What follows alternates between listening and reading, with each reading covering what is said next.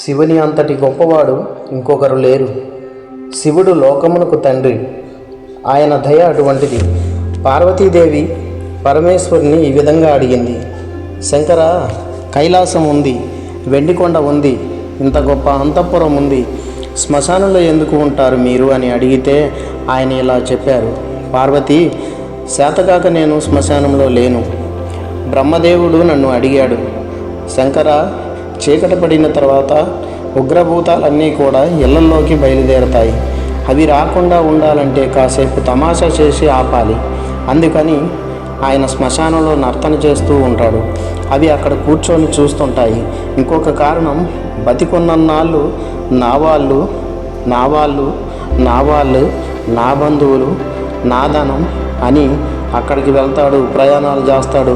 చివరికి రుద్రభూమికి తీసుకువస్తాడు.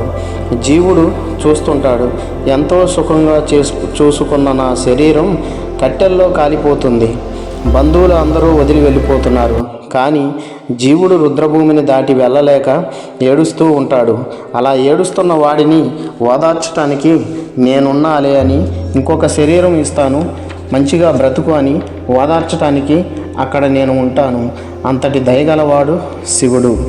ఈ వీడియో నచ్చినట్టయితే లైక్ చేయండి, షేర్ చేయండి.